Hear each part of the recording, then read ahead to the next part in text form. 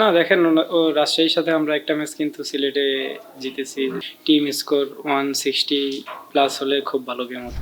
হ্যাঁ, অবশ্যই আমার খুব ভালো ব্যাটে লাগতেছিল এবং আমি কনফিডেন্ট ছিলাম যদি ইনিংসটা আরেকটু বড় করতে পারতাম তাহলে হয়তোবা আমি যদি 60-70 করতে পারতাম তাহলে হয়তোবা টিম স্কোর 160+ হলে খুব ভালো গেম হতো। অবশ্যই আফসোস তো থাকবেই, কারণ আমরা কিন্তু দুই টিমেই এখন টপে আছি। আমরা যদি এই ম্যাচটা জিততে পারতাম তাহলে হয়তো বা নাম্বার ওয়ানে শেষ করতে পারতাম।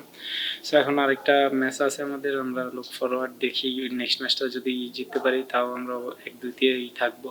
না, আমরা চেষ্টা করেছি যে শেষ পর্যন্ত নিয়ে যাওয়ার গেমটাকে, যেন যত লম্বা করা যায়। এখানে রান রেটেরও কিছু ক্যালকুলেশন আছে, সো আমরা চেষ্টা করেছি যত লং করা যায় একদম শেষ ওভারে গিয়ে শেষ করার।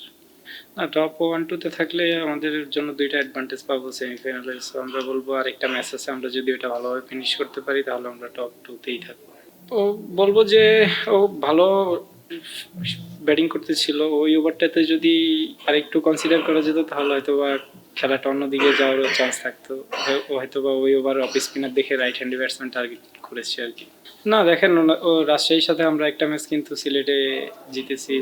আজকের ম্যাচটাও খুব ভালো ক্রিকেট হলো। সো আমরা বলবো আমরা যদি ভালো পারফর্ম করি মাঠে, অপোনেন্ট যে কেউ হোক না কেন ভালো খেলা হবে। রাজশাহী ভালো টিম, আমরাও ভালো খেলতেছি।